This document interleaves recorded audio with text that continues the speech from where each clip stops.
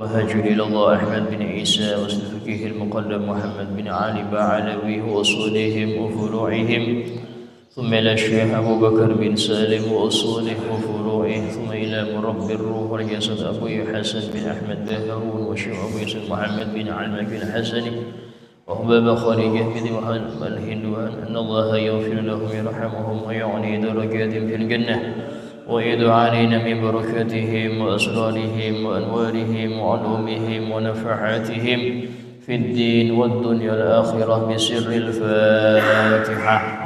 أعوذ بالله من الشيطان الرجيم. بسم الله الرحمن الرحيم.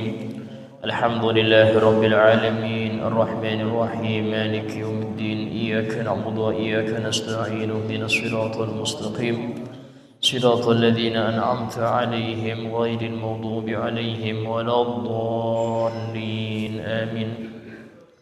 السلام عليكم ورحمة الله وبركاته. بسم الله الرحمن الرحيم. الحمد لله رب العالمين وبه نستعين على أمور الدنيا والدين. أشهد أن لا إله إلا الله وحده لا شريك له وأشهد أن سيدنا محمدا عبده ورسوله لا نبي بعده. اللهم صل وسلم وبارك وكرم وعظم ومجد على حبيبنا وشفيعنا وقرة أعيننا محمد وعلى آله وصحبه أجمعين. سبحانك لا علم لنا إلا ما علمتنا إنك أنت العليم الحكيم. رب اشرح لي صدري ويسر لي أمري واحلل عقدة من لساني يفقه قولي بجاه النبي وآله. ربي وفقنا على ما يرضيك وارزقنا التقوى لئلا نعصيك. قال الله تعالى وقل رب زدني علما. وقال رسول الله صلى الله عليه وسلم طلب العلم فريضة على كل مسلم.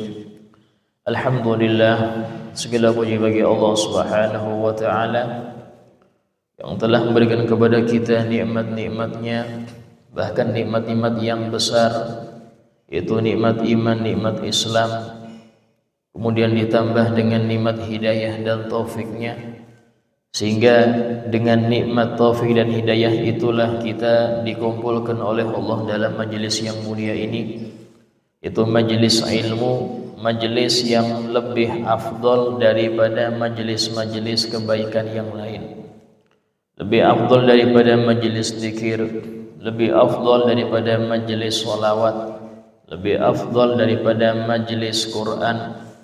Kenapa demikian? Karena dengan majelis ilmu seseorang akan tahu akan mana wajib, mana sunnah, akan tahu bagaimana cara mengerjakan yang wajib, akan tahu kesunahan hal-hal yang sunnah, sehingga dia ingin mengerjakan kesunahan tersebut. Tanpa dasar ilmu maka setiap amal itu akan sia-sia. Disebutkan oleh Imam Ibn Ruslan dalam zuhudnya, wa kullu man bighairi ilmin ya'malu a'maluhu mardudatun la tuqbalu. Setiap orang yang beramal ibadah tanpa dasar ilmu, maka amalnya tertolak, tidak diterima oleh Allah Subhanahu wa taala. Alhamdulillah, kita hadir dalam majelis yang mulia ini karena kehendak daripada Allah Ta'ala, dan itu kehendak tanda kita sebagai orang baik, dan semoga itu langgeng pada kita sampai ajal menjemput. Amin ya rabbal alamin. Alhamdulillah, kemarin telah kita kupas daripada rukun iman yang kedua, kira-kira 3 pertemuan ya, tentang malaikat-malaikat dan segala hal yang berkaitan dengan alam gaib, karena malaikat termasuk alam gaib. Nah, sekarang kita masuk kepada rukun iman yang ketiga, yaitu rukun iman kepada kitab-kitab Allah. Disebutkan bahwasanya dalam suatu hadis, kitab-kitab yang pernah Allah turunkan kepada para nabi-nabi secara garis besar itu ada 104 kitab. Ada 104 kitab. Adapun kitab yang wajib kita ketahui namanya dan kepada nabi siapa kitab itu turun, itu hanya 4 kitab. Dalam Al-Quran Allah Ta'ala berfirman, inna hadha lafis suhufil ula sufi Ibrahim wa Musa. Sungguh hal-hal tersebut itu terdapat pada mushaf-mushaf yang pertama, itu sebelum Al-Quran. Di mana itu? Suhufi Ibrahim wa Musa. Itu di mushafnya Nabi Ibrahim dan mushafnya Nabi Musa. Jadi sini menunjukkan Nabi Ibrahim juga ada mushaf, ada kitab juga. Cuman tidak disebutkan nama kitabnya apa. Dan Nabi Musa juga punya mushaf selain Taurat. Ya. Nabi juga Musa punya mushaf selain Taurat. Hanya saja kita tidak wajib mengetahui 104 itu apa aja, Ustaz, tidak. Karena memang sama dengan para rasul. Rasul itu nabi ya, itu pernah disebutkan dalam Sahih Ibn Hibban. Nabi SAW pernah ditanya oleh seorang sahabat, kam adadul anbiya, ya Rasulullah, ada berapa jumlah para nabi? Maka Nabi menjawab, mi'atu alfin wa arba' wa ishruna alfa war rusul thalathatu mi'ah wa thalatha asyara minhum. Jumlah para nabi itu 124.000. Di antara mereka ada 313 rasul. Di sini Allah Ta'ala menjelaskan dalam Al-Quran, tilkar rusulu faddalna ba'dahum ala ba'd. Ya. Para rasul itu sebagian kami lebihkan daripada sebagian yang lain. Dalam ayat lain Allah Ta'ala berfirman, minhum man qasasna wa minhum man lam naqsus 'alaik. Di antara rasul itu ada yang sudah kami ceritakan kepada engkau wahai Muhammad, dan ada juga yang belum kami ceritakan kepada engkau. Dari ayat ini saja kita sudah ketahui para rasul itu enggak wajib kita tahu seluruh namanya. Yang wajib cuma 25 yang nama mereka sudah tercantum dalam Al-Quran. Ya, 25 rasul itu yang wajib kita hafal nama-namanya. Sama dengan 4 kitab, itu aja yang wajib kita ketahui. Tapi yang lain yang 100-an enggak.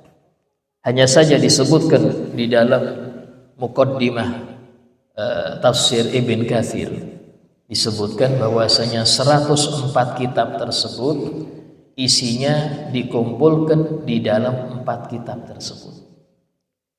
Dan 4 kitab itu isinya dikumpulkan di dalam Al-Quranul Karim. Al-Quran sendiri isinya dikumpulkan, diringkas di dalam Al-Fatihah. Karena itulah disebutkan Al-Quran itu Ummul Kitab. Apa arti Ummul Kitab? Untuk Fatihah digelari Ummul Kitab. Itu yang mengumpulkan seluruh isi Al-Quran. Mulai Al-Baqarah sampai An-Nas, itu isinya ada di Al-Fatihah. Karena itu digelari Ummul Kitab. Artinya apa? Amma ya ummu itu yang mengumpulkan. Itu mengumpulkan seluruh isi kitab. Karena itulah mengapa satu-satunya surat yang diwajibkan dibaca oleh setiap muslim cuma Fatihah. Yang lain gak wajib. Sampai seumur hidup gak baca Al-Baqarah gak dosa, Pak. Sampai seumur hidup gak baca Yasin gak dosa. Tapi gak baca Fatihah dosa. Kok bisa, Ustaz? Iya, karena termasuk rukun sholat. Orang yang gak baca Fatihah gak sah sholatnya. Dalam hadis Nabi bersabda, la sholata liman lam yaqra' bi Fatihatil Kitab.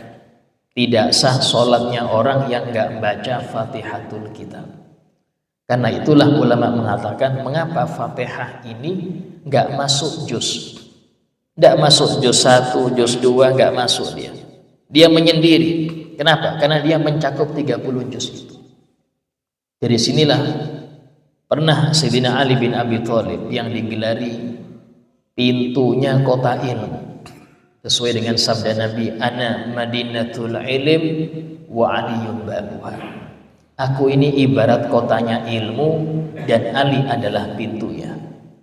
Terus Sayyidina Ali pernah mengatakan, law syi'tu an atakallam fil Fatihah la uqartu sab'ina ba'ira. Kalau aku punya waktu untuk mentafsiri Fatihah, ya, aku artikan, aku jelaskan itu Fatihah itu, punya waktu, la uqartu sab'ina ba'iro, aku bisa memenuhi tafsir Fatihah sebanyak 70 unta. Satu unta itu berapa kitab bisa muat? Satu unta itu bisa ngangkut berapa kitab? Itu 70 kitab penuh cuman tafsir Fatihah saja. Saking alimnya Sina Ali bin Abi Thalib. Kenapa kok bisa seperti itu, Ustaz? Karena Fatihah isi Quran. Karena Fatihah itu isinya seluruh Al-Quran. Saya pernah masuk ke suatu toko kitab. Ada kitab judulnya itu Tafsirul Fatihah As-Shaghir. Tafsir Fatihah yang kecil. Itu segini tebelnya.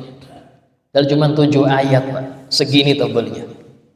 Masya Allah. 7 ayat dibahas sampai segini. Ya wajar, itu yang kecil itu. Yang besar tidak tahu semana. Berarti apa? Pengetahuan kita tentang Fatihah sangat-sangat dangkal. Sehingga sangat naif. Kalau ada orang setiap hari sholat baca Fatihah 17 kali, tapi nggak pernah ngerti artinya.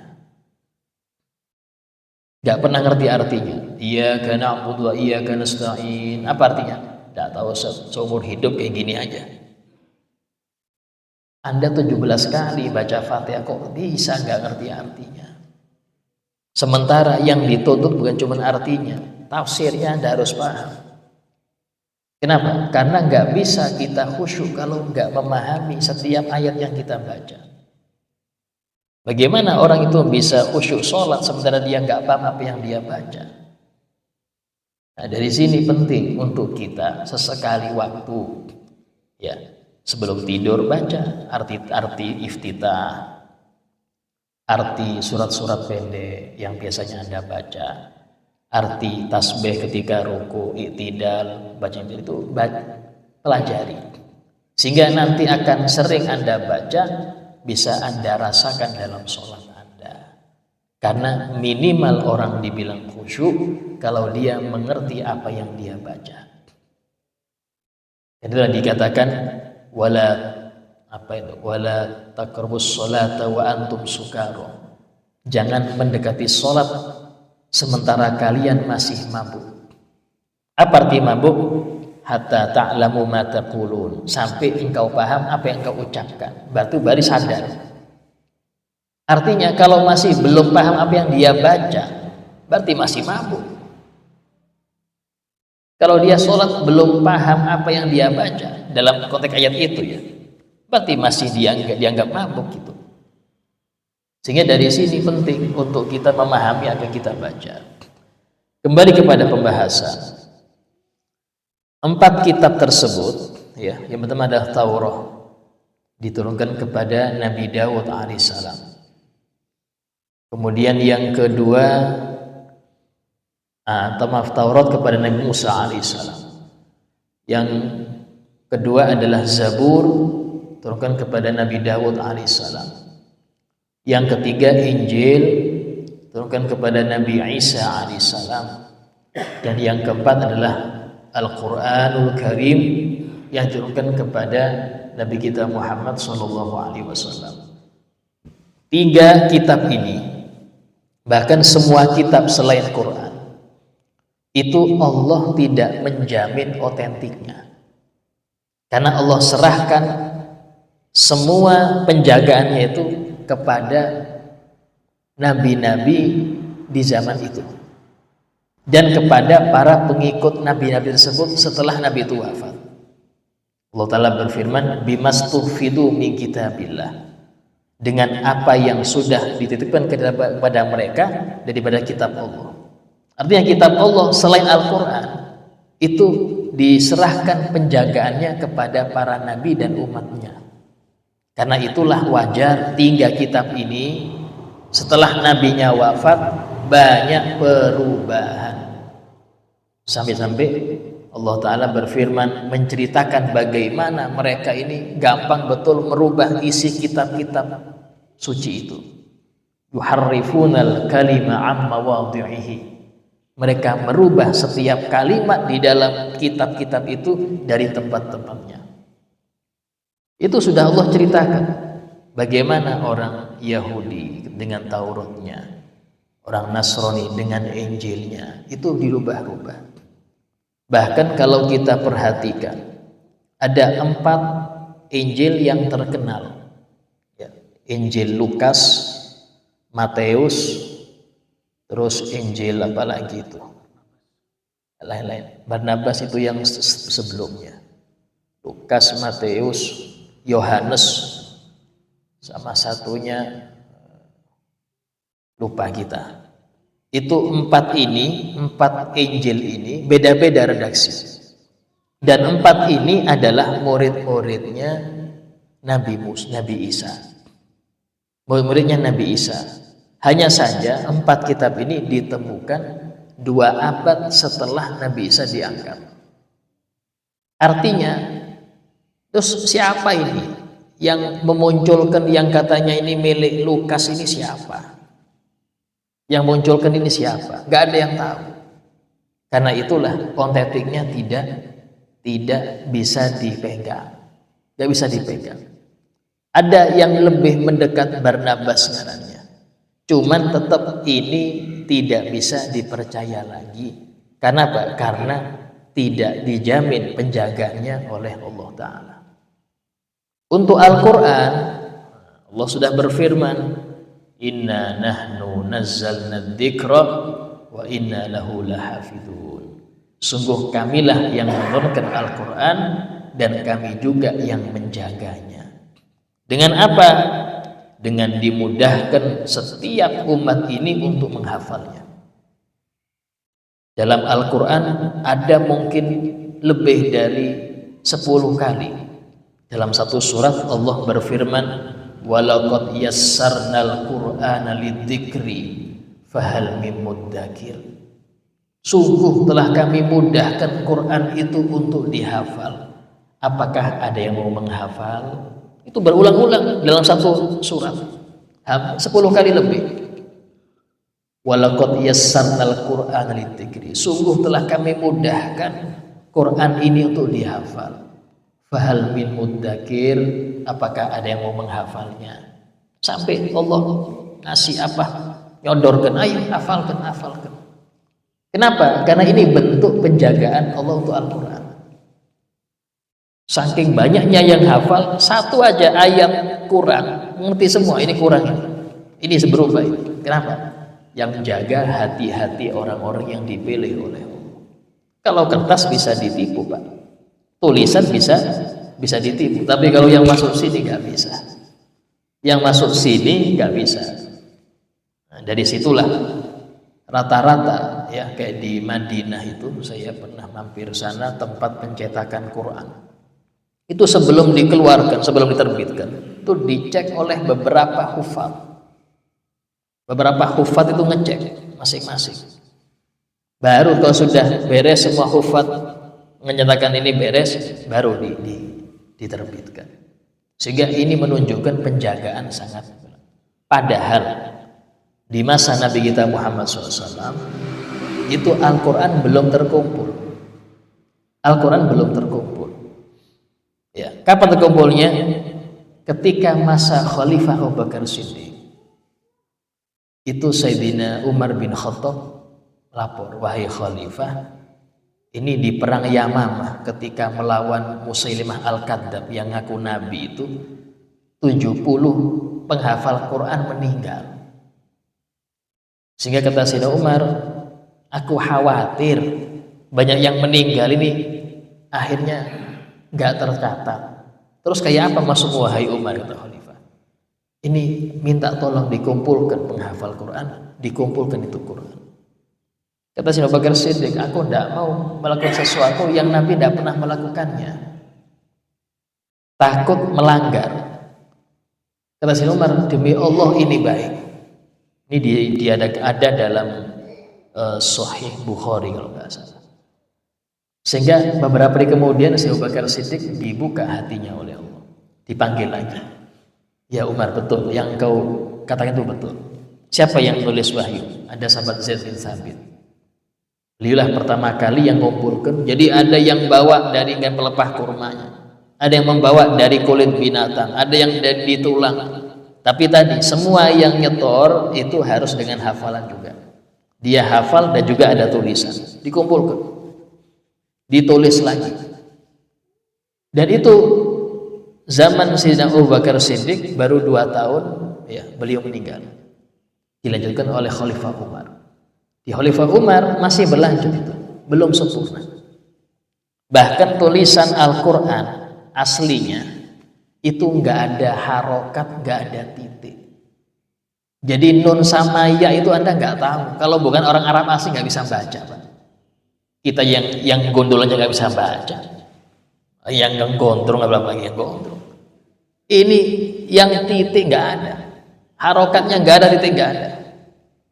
Nah, di masa Khalifah Utsman bin Affan barulah sempurna itu penulisan, ya, sehingga terkenal dengan Mushaf Utsmani. Mushaf Utsmani, ya. Nah, ketika di masa Khalifah Ali bin Abi Thalib itu banyak Islam ini nyebar di luar Arab, sehingga pas musim haji banyak orang-orang yang bukan Arab ini baca Quran semaunya dia, seenaknya dia bacanya, nggak ngerti. Akhirnya Sayyidina Ali nyuruh salah seorang daripada ulama di masa beliau yang ahli nahu, kalau nggak salah namanya itu Abul Aswad Ad-Du'ali, untuk ngasih titik, kasih tanda, ini nun, ini ya, ini ta. Karena selain orang Arab nggak ngerti. Kalau Arab ngerti, orang Arab ngerti, walaupun nggak titiknya paham, bisa baca, baru kasih titik. Sehingga beda antara sin sama shin, sod sama dhad, to sama dho itu ada bedanya, kho sama ha sama jim ada ketahuannya. Itu pun masih banyak yang belum bisa. Akhirnya mengalami pembenahan lagi, kasih harokat. Harokat itu bukan seperti ini dulu, tapi cuman titik. Kalau di atas itu fathah, titik di samping waw, titik di bawah kasroh, nggak ada titik, namanya sukun. Seperti itu. Terus dibenahi lagi bentuknya.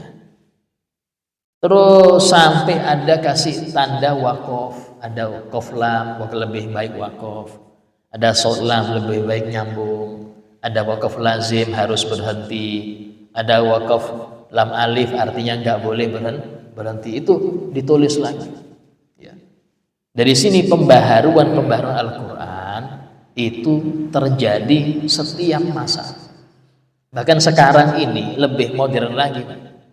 Ada pulpen itu kalau Anda sentuh ke kalimat itu langsung bisa ngaji pulpennya, bisa ngaji pulpennya. Jadi nggak perlu ngaji lagi, pasti ganti gurunya. Saya pulpen guru saya, masya Allah, hilang sudah, guru nggak laku lagi kalau pakai pulpen ini. Dan bahas masalah Quran. Jadi Quran, Al-Quranul Karim, ya, itu diturunkan dengan 2 metode. Yang pertama, turun ke langit paling bawah, dari Lauhil Mahfuz ke langit terbawah, itu dengan sekali turun. Dan itu terjadi pada malam Qadar, tepatnya 17 Ramadan. Itu digelari malam nuzulul Quran, malam turunnya Al-Quran. Kenapa kok hanya malam itu? Padahal Quran itu turun selama 23 tahun. Selama Nabi menjadi Rasul, waktu itulah turun terus. Iya, maksudnya ini turun sekali turun.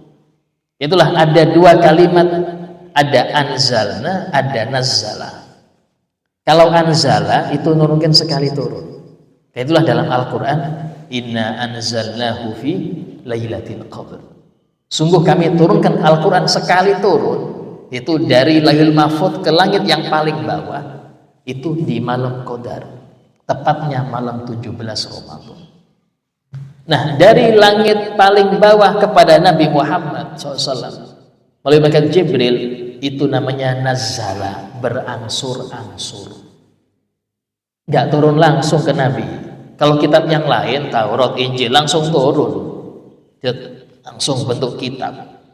Tapi Al-Quran turun kepada Nabi Muhammad melalui malaikat Jibril itu berangsur-angsur, dan turunnya bukan Al-Baqarah dulu, tapi Al-Alaq ayat ke-5, ayat pertama sampai 5 itu turun pertama kali ya, dan itulah namanya nazzala, berangsur-angsur selama berapa?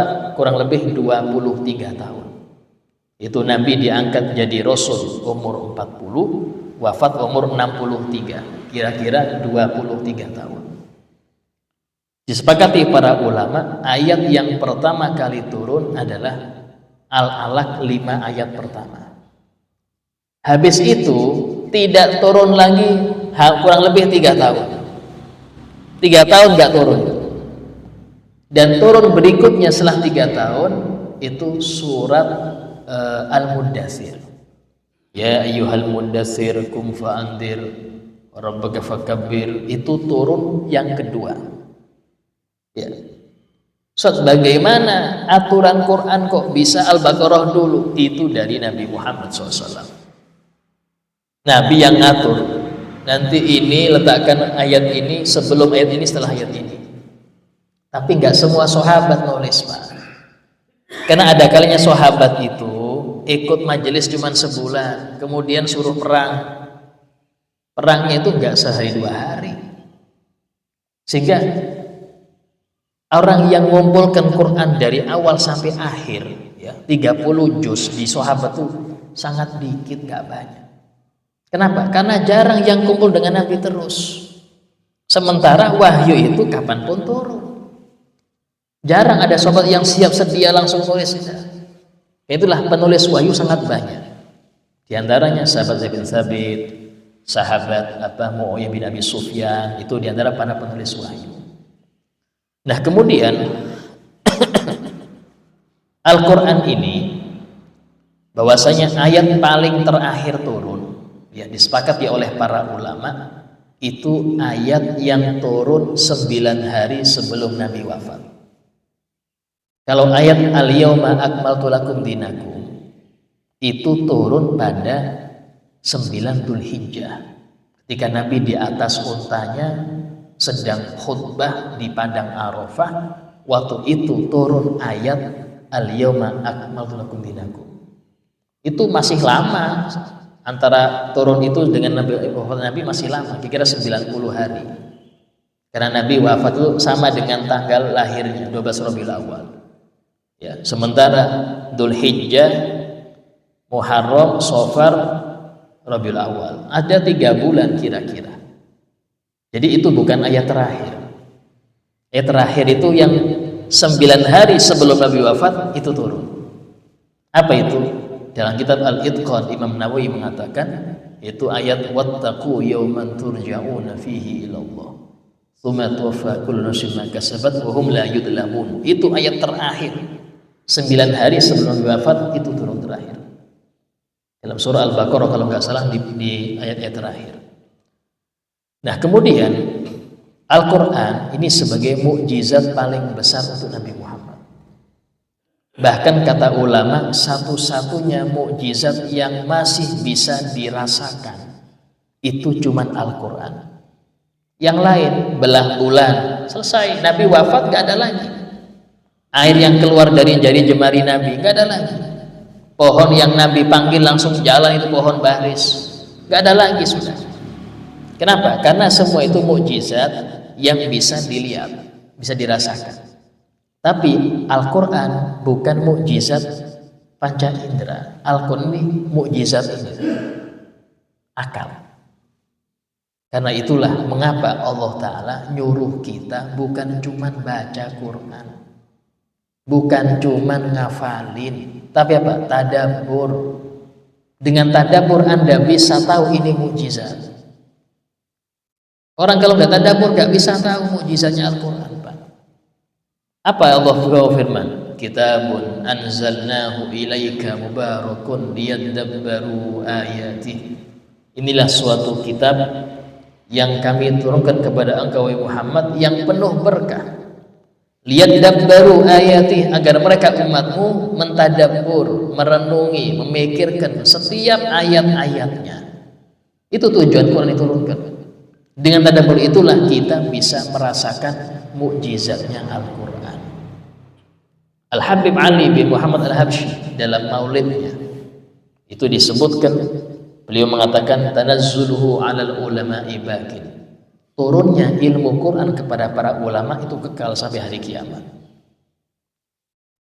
Wa huwa munqadi'un nuzuli, sementara turunnya Al-Quran selesai. Al-Quran selesai sudah, Nabi wafat sudah gak turun lagi Quran. Tapi ilmu Al-Quran turun terus. Untuk siapa ini? Untuk yang mau tadabbur. Karena itulah wajar tafsir itu ribuan, Pak. Tafsir itu dulunya ribuan. Saya pernah baca kitab tafsir orang-orang dulu nih. Imam Ibn Asakir, seorang ulama yang beliau itu hidup kalau nggak salah abad ketiga. Itu punya tafsir Al-Quran. Tafsir Al-Quran nih itu 700.000 jilid. Bayangkan 700.000 jilid. Ini bacanya kapan? Nulisnya kapan itu? Kita pikir kapan nulisnya? Ini kalau ditumpuk di sini Pak penuh sampai atas. Kemudian ada lagi Imam Abul Hasan Al-Asy'ari. Beliau itu punya tafsir 1 juta jilid. Allah, ini saya baca Ibn Katsir 4 jilid. Di pondok itu 1 jilid gak hatam, belum hatam, Pak. Ibn Katsir 4 jilid, 4 jilid Ibn Katsir. Itu 1 jilid aja belum hatam saya bacanya. Lah ini kalau 7.000 jilid kayak apa bacanya sampai? Ini kalau bukan karena luasnya Al-Quran, maka dan ulama-ulama yang rela menghabiskan hidupnya untuk memahami Quran, gak bisa Anda pahami itu, gak bisa memahami itu, Pak. Ini orang-orang dipilih yang Allah sibukkan hidupnya untuk ngabdi pada Allah dan kitab Allah. Bayangkan, saya pernah membaca tafsir Imam At-Tabari. Sebutan paling lengkap, paling tingginya tafsir itu tafsir At-Tabari. Itu hanya 8 jilid. Itu yang masih ada ya, yang masih ada. Dan setiap zaman itu ada. Yang paling kres nih, paling baru. Itu ada kitab Sofatut Tafasir punya Imam Syekh Ali As-Sobuni. Terbaru, baru meninggal orangnya. Segini. Kalau kita perhatikan kok beda-beda tafsirnya. Karena tadi pemahaman yang diberikan oleh Allah kepada yang mau tadabbur masing-masing. Karena itulah disebutkan ada di ayat surat apa itu? Surat kalau nggak salah Al-Isra. Itu diceritakan seumpama ya, laut itu menjadi tintanya dan semua pohon itu jadi penanya untuk membahas Al-Quran. Itu habis semua air laut, tapi kalimat Allah masih ada yang belum dibahas. Saking luasnya. Dengan itu apakah kita rela banyak nganggur? Apakah kita rela banyak nganggur nggak mau dalami Quran? Relakah kita? Sayang, umur Anda jangan digunakan untuk sia-sia. Al-Quran ini masih banyak belum kita bahas. Sayyidina Umar bin Khattab itu beliau membaca Al-Baqarah saja itu 12 tahun baru hatam. Membaca Al-Baqarah itu 12 tahun baru hatam. Mungkin kita 1 hari langsung hatam, cuma 3 juz saja. Tapi baca tok kita ini, beliau mendalami itu 12 tahun baru hatam. Sehingga inilah ilmunya mereka ini seperti itu. Nah, karena itulah para ulama ini ya, mereka itu kadang-kadang ada 2 Quran di rumah. Quran yang satu untuk hataman aja, satunya untuk tadabbur. Ditelaah, dibahas tafsirnya. Itu menjadikan mereka ini tahu bagaimana mukjizatnya Al-Quran itu terasa di situ. Ya. Kemudian sedikit pembahasan tentang Quran. Surat yang paling paling panjang di Al-Quran adalah Al-Baqarah. Dan ayat yang paling utama di Al-Quran adalah ayat kursi. Nabi bersabda, afdalu ayat Quran ayatul kursi. Paling afdalnya ayat Quran adalah ayat kursi. Kemudian ayat yang paling panjang di Al-Quran adalah ayat den, ayat utang. Kalau nggak salah itu terakhir, hampir akhir surah Al-Baqarah. Itu hampir satu halaman full ayat den. Paling panjangnya ayat dalam Al-Quran. Kemudian di dalam Al-Quran ini terdapat 30 juz. 30 juz itu ada 114 surat. 114 surat. Adapun ayatnya itu masih khilaf. Yang pasti di atas 6.600. Yang pasti di atas 6.600. Tinggal puluhannya berapa? Itu masih ada beda pendapat. Sehingga dalam hal ini dipastikan ayat Quran itu nggak sampai 7.000, nggak sampai 7.000. Kemudian fadilah baca Quran sangat banyak. Disebutkan Nabi SAW pernah bersabda, Iqra'ul Quran fa innahu ya'ti yaumil qiyamah syafi'an li ashabi. Perbanyaklah baca Quran karena Quran itu nanti di hari kiamat menjadi pemberi syafaat untuk siapapun yang membacanya. Itu diantara fadilah baca Quran ya.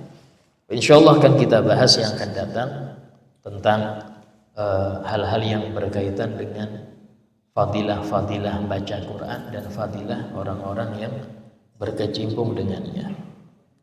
Sebagai paripurna majelis, ini ada yang mau bertanya, silakan tanya. Ya. Assalamualaikum.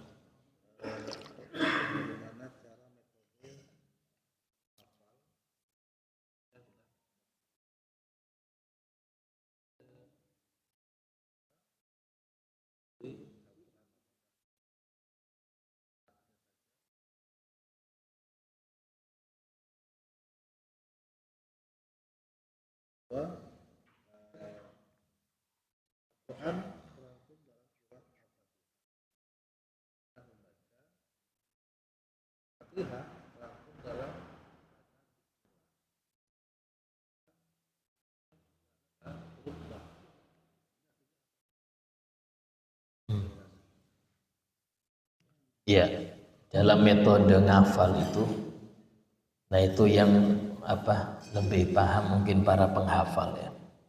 Kalau saya nggak ngafal, saya tidak hafal. Mungkin yang paling banyak metode ngafal itu dengan sering baca. Saya pernah ngikutin cara cepat ngafal Quran, nggak sampai 2 bulan, tulisannya gitu. Cuman intinya satu hari ngulangnya 25 kali satu ayat. Ya intinya banyak baca itu aja. Banyak baca. Terus tadabbur itu dengan cara kita banyak membaca tafsirnya. Ya, syukur-syukur kalau ikuti kajian tafsir. Ikuti kajian tafsir. Karena kalau membaca sendiri ada kalanya pemahamannya enggak sesuai. Sehingga khawatir masuk ke dalam ucapan ulama yang mengatakan man qara'al kitab bila syekh fa syekhu syaitan. Orang yang baca kitab tanpa guru itu gurunya setan akhirnya. Maksudnya apa? Lebih banyak salahnya daripada benar-benarnya. Sehingga cari kajian-kajian tafsir ya, yang itu lebih mendekatkan kita kepada tadabburnya. Terus kemudian yang kedua, arti daripada Al-Fatihah itu terkandung dalam Bismillahirrahmanirrahim.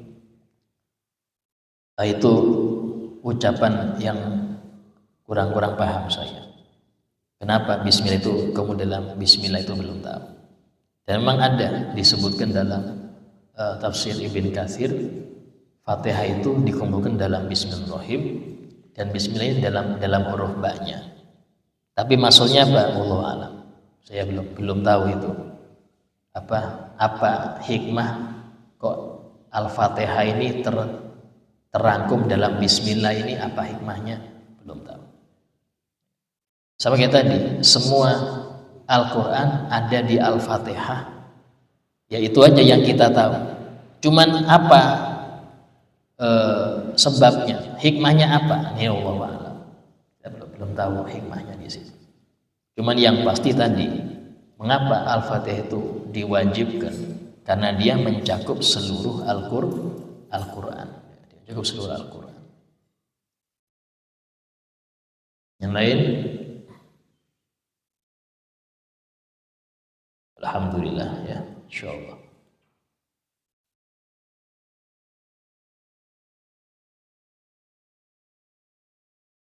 Ya. Almarhum Oh ya. Bismillahirrahmanirrahim. Qul huwallahu ahad, Allahus samad. لم يولد ولم يكن له كفوا أحد. بسم الله الرحمن الرحيم. قل هو الله أحد الله الصمد لم يلد ولم يولد ولم يكن له كفوا أحد. بسم الله الرحمن الرحيم. قل هو الله أحد الله الصمد لم يولد ولم يكن له كفوا أحد. لا إله إلا الله والله أكبر. بسم الله الرحمن الرحيم. قل أعوذ برب الفلق من شر ما خلق ومن شر غاسق إذا وقب ومن شر النفاثات في العقد ومن شر حاسد إذا حسد.